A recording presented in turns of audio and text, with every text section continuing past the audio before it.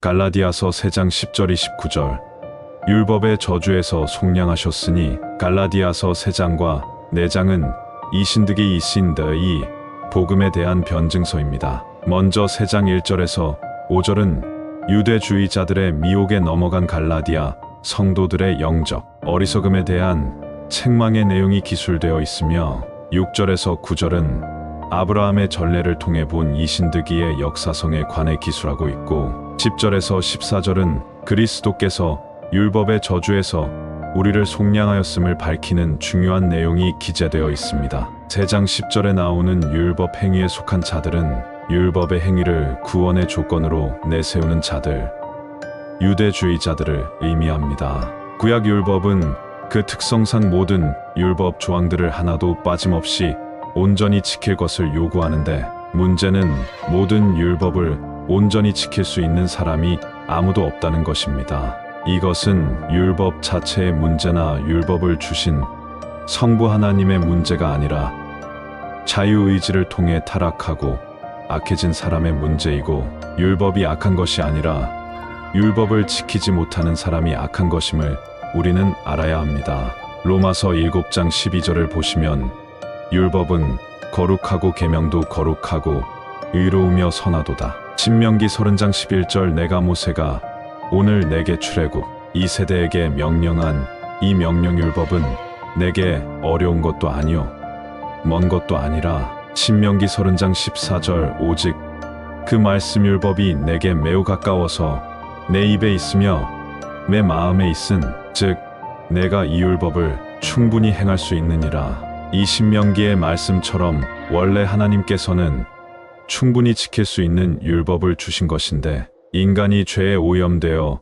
악해지면서 율법을 지키지 못하게 되었다고 말씀하고 있습니다. 갈라디아서 3장 11절 하나님 앞에서 아무도 율법으로 율법을 행함으로 말미암아 의롭게 되지 구원을 받지 못할 것이 분명하니 이는 의인은 믿음으로 살리라 하였음이라. 3장 11절의 믿음은 하박국 2장 4절의 문맥에서 말하는 믿음으로 겸손한, 정직한, 성실한, 진실한, 충성된 믿음을 의미합니다. 신바벨론의 침공이라는 하나님의 진노의 심판 중에 의인은 이러한 성경적 믿음으로 말미암아 살게 되고 구원을 받게 된다는 사실을 하나님께서 말씀하셨습니다. 13절 말씀 중요한 말씀입니다.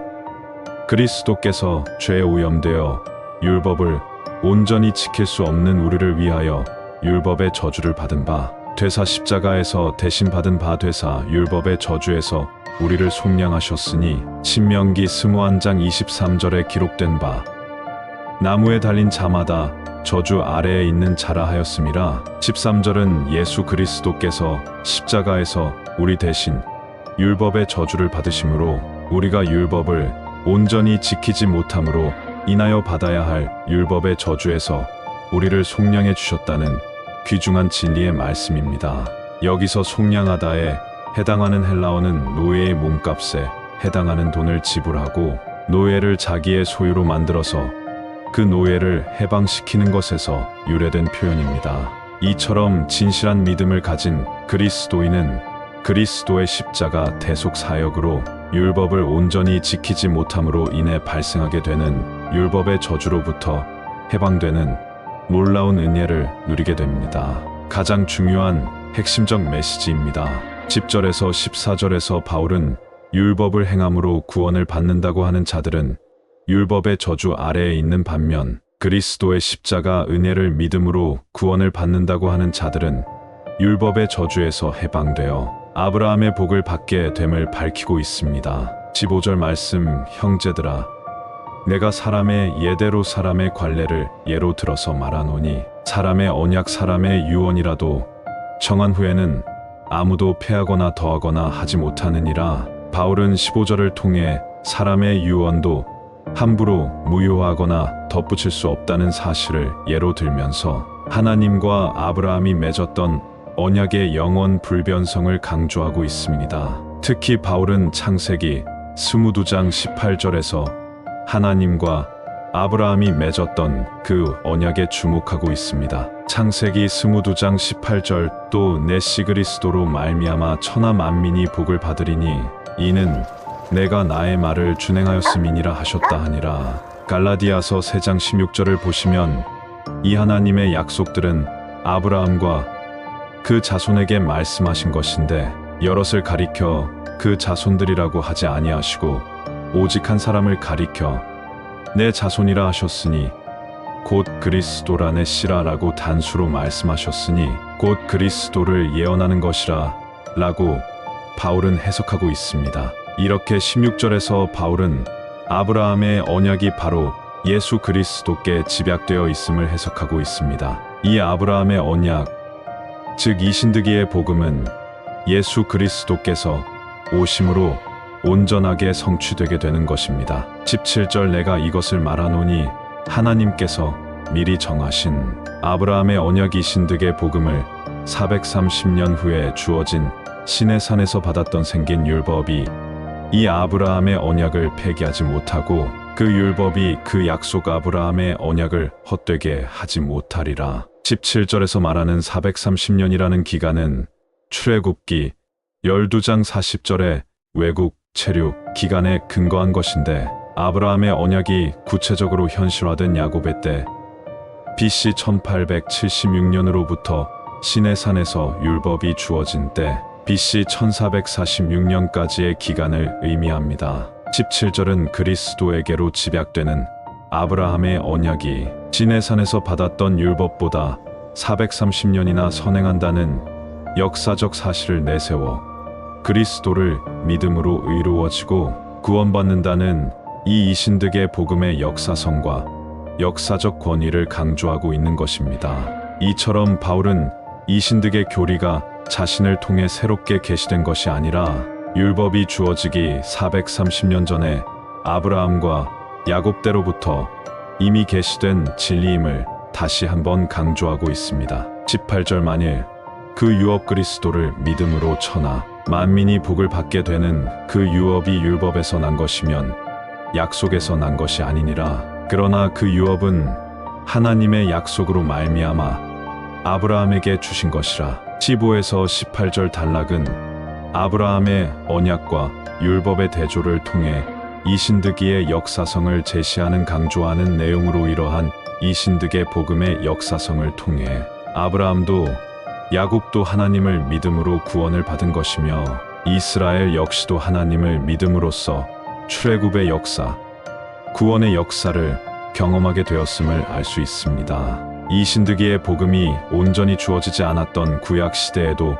율법을 지켜서가 아니라 믿음으로 구원을 받았다는 사실을 통해 이신득이의 역사성을 바울은 강조하고 있는 것입니다. 그리고 시내산에서 받은 율법은 이스라엘이 믿음으로 은혜로 값없이 애굽에서 구원받은 이후에 이제는 구원받은 백성답게 거룩하게 구별되게 살도록 하기 위해서 주신 법이었음을 우리는 분명하게 인지해야 합니다. 19절에서 29절 소 단락은 율법의 초등 교사로서의 역할에 대해 논하고 있습니다. 19절 말씀 그런즉 율법의 역할, 율법의 목적은 무엇이냐? 율법이 구원의 문제와 상관이 없다면 도대체 율법은 무슨 역할을 하는가? 하나님께서 율법을 주신 목적은 무엇인가란 의문을 제기하게 되는 것입니다. 바로 그 의문에 바울은 분명한 답을 제시하고 있습니다. 19절 상반절 범법함으로 악한 사람이 계속해서 죄를 지음으로 율법이 더하여진 것이라. 본문은 악한 인간이 계속해서 죄를 지었기 때문에 율법이 더하여진 것이라고 설명합니다. 따라서 하나님께서 율법을 주신 목적은 계속해서 죄를 짓는 악한 인간으로 하여금 죄를 죄로 깨닫도록 하기 위해서 주신 것입니다. 인간의 범죄적 성향을 억제하기 위해서 주신 것입니다. 오늘날 우리 사회의 근본적인 문제는 악하고 타락한 사람들이 죄를 죄로 인식하지 못한다는 부분입니다. 하지만 구약 성경은 죄인으로 하여금 죄를 죄로 뚜렷하게 인식하게 하여 선과 악의 기준이 무엇인지, 인간이 왜 죄인인지, 그리고 그 죄의 대가가 얼마나 무섭고 참담한 것인지를 깨닫도록 하는 역할을 하는 것입니다. 참고로 19절의 범법함은 하나님께서 정하신 법에 대한 일탈 행위를 의미합니다. 이러한 죄에 대한 성경적 정의도 우리는 꼭 기억해야 합니다. 19절 중반절 율법은 천사들을 통하여 한 중보자 모세의 손으로 베푸신 것인데, 그 율법은 약속하신 자손이 그리스도께서 오시기까지 제한적으로 있을 것이라, 본문은 모세를 통해 주어진 율법이 제한적인 역할을 하다가 예수님께서 오시면 율법을 완전하게 하셔서 율법의 역할이 완전해지게 된다는 의미의 말씀입니다. 이처럼 율법은 복음과 하나가 될 때 드디어 온전하게 되는 것입니다. 20절 그 중보자 모세는 한 편만 위한 자가 아니나 하나님은 한 분이시니라. 21절 그러면 구약의 율법이 하나님의 약속들이신 득이의 복음들과 반대되는 것이냐? 율법과 복음, 즉 구약과 신약은 반대되거나 상호 단절된 것이 아니라 서로 하나로 연결되어서 함께 발전되어 가는 동일한 진리의 말씀인 것입니다. 율법과 복음 둘 다 한 분, 하나님께서 주신 진리의 말씀인 것입니다. 갈라디아서 3장 21절 하반절 만일 능히 살게 하는 만일 구원을 목적으로 율법을 주셨더라면 의가 반드시 율법으로 말미암았으리라. 본문은 율법을 준수하여 의로움을 얻는 것, 구원을 받는 것은 불가능함을 피력하는 내용입니다. 22절 그러나 결과적으로 구약 성경 율법이 모든 것 사람을 죄 아래에 가두었으니 이는 예수 그리스도를 믿음으로 말미암는 구원의 약속을 믿는 자들에게 주려함이라. 결과론적으로는 율법이 사람을 죄 아래에 놓이게 한 것처럼 보이지만 실제적으로는 인간의 범죄적 성향이 율법을 범함으로 죄 아래에 놓이게 된 것입니다. 다시 한번 말씀드리지만 율법이 문제가 아니라 율법을 범하는 인간의 타락한 죄성이 문제인 것입니다. 23절 믿음이 오기 전에 그리스도께서 속량해 주시기 전까지 우리 인간은 율법의 저주 아래에 매인 바 됐고 계시될 믿음의 때까지 그 율법의 저주에 갇혔느니라. 24절 중요한 말씀입니다.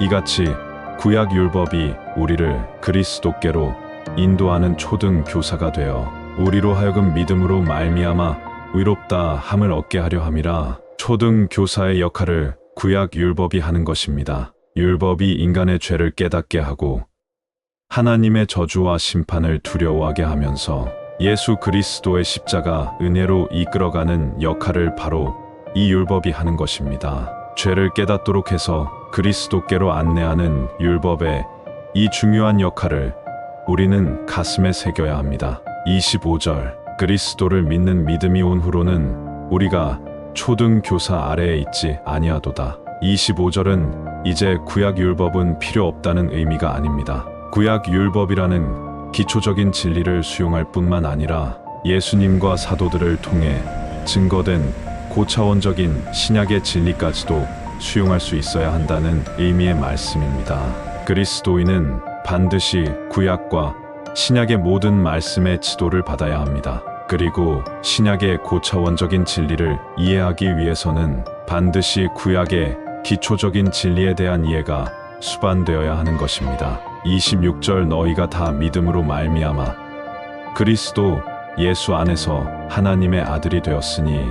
27절 누구든지 그리스도와 합하기 위하여 세례를 받는 자는 그리스도로 옷 입었느니라. 너희는 유대인이나 헬라인이나 종이나 자유인이나 남자나 여자나 다 그리스도 예수 안에서 하나이니라. 29절 너희가 그리스도의 것이면 곧 아브라함의 자손이요 약속대로 유업을 이을 자니라. 약속대로 하나님의 나라를 이을 자니라. 19절에서 29절 소 단락을 통해 하나님께서 사람에게 율법을 주신 목적을 기억해야 합니다. 율법은 원래부터 구원을 얻게 하려는 목적으로 주신 것이 아니라 인간의 범죄적 성향을 억제하고 성화 거룩의 기본기를 닦도록 하기 위한 목적으로 주신 것임을 우리는 바르게 이해할 수 있어야 합니다. 오늘날의 교회들은 구약 율법에 대한 통시적 이해를 갖지 못해 율법은 신약 시대의 성도들에게는 더 이상 필요 없는 것으로 오해하고 있습니다. 하지만 신약 성경은 여전히 신약 시대의 성도들에게 율법을 선한 행위의 기준으로 요청하고 있습니다. 마태복음 5장 17절, 18절 말씀. 내가 율법이나 선지자를 폐하러 온 줄로 생각하지 말라. 폐하러 온 것이 아니요 완전하게 하려 함이라. 진실로 너에게 이르노니 천지가 없어지기 전, 세상 종말이 오기 전에는 율법의 1.1획도 결코 없어지지 아니하고 다 이루리라. 마지막으로 야고보서 2장 12절의 말씀을 우리는 가슴에 철필로 새기기를 원합니다. 야고보서 2장 12절. 너희는 자기의 율법대로 심판받을 자처럼 말도 하고 행하기도 하라. 야고보서 2장 12절에서 야고보 장로는 구원을 얻기 위한 수단으로 율법을 지키는 것이 아니라 그리스도의 십자가 은혜로 구원받은 자유자로서 감사한 마음으로 마땅히 거룩의 기본이 되는 율법을 자발적으로 지켜야 함을 권고하고 있는 것입니다. 거룩하신 우리 하나님 아버지, 오늘도 우리에게 평안을 허락하시고 예배의 자리로 나와 하나님을 찬양하며 경배하며 진리의 말씀을 듣고 배우고 깨닫는 인간이 누릴 수 있는 최고의 복을 허락하시니 감사를 드립니다. 바울 사도를 통해 증거된 이 진리의 말씀이 성령님의 도우심으로 우리에게 밝히 이해될 수 있도록 도와주옵소서.